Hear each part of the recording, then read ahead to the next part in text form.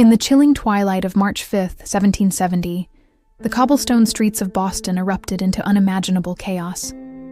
A lone British sentry, a symbol of an oppressive regime, found himself besieged by an angry mob. What began as a snowball fight quickly escalated into a deadly confrontation, etching massacre into history. This was a pivotal moment, a bloody prelude to the birth of a nation, where liberty clashed with empire. Remember to comment, like, share, and subscribe so you don't miss future episodes of the Calendar of Crime. The tension had been building for years. British troops were a constant, unwelcome presence in Boston.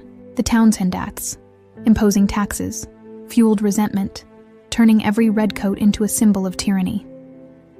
Daily interactions between soldiers and colonists were fraught with animosity, small skirmishes becoming commonplace. The air was thick with a sense of impending conflict, a powder keg waiting for a spark. On that fateful evening, the spark came from a seemingly minor altercation involving Edward Garrick. Private Hugh White, the sentry guarding the custom house, intervened, striking Garrick with his musket. The boys' cries drew a crowd, and soon colonists began to gather, their anger escalating. The ringing of church bells, usually a signal for fire, drew even more people into the maelstrom.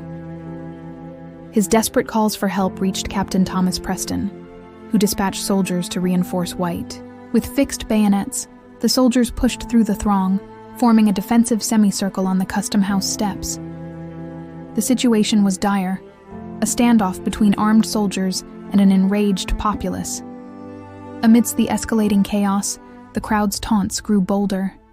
They dared the soldiers to fire. One of the soldiers, Private Hugh Montgomery, was struck by a thrown object, knocking him to the ground. As he scrambled to his feet, enraged, he reportedly shouted, "Damn you, fire!"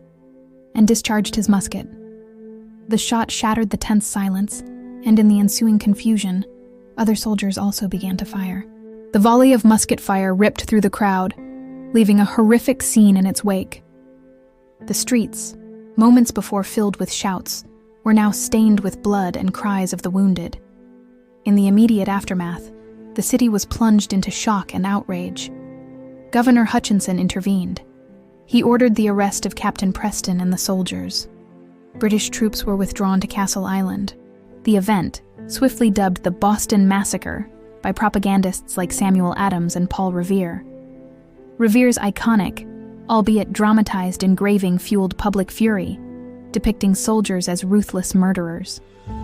Despite public pressure, Captain Preston and the soldiers were granted a trial, a testament to due process. John Adams, a prominent patriot lawyer, bravely took on their defense, arguing self-defense. His courageous decision underscored the principle that even in unrest, justice must be served fairly. The trials were lengthy and complex, with conflicting eyewitness accounts and intense scrutiny. In the end, Captain Preston was acquitted. 6 soldiers were acquitted, 2 found guilty of manslaughter. Their punishment was branding on the thumb, a relatively lenient sentence given the circumstances. The trials demonstrated adherence to legal principles, highlighting deep divisions and escalating tensions. These tensions would soon erupt into a full-scale war for independence. Thanks for watching.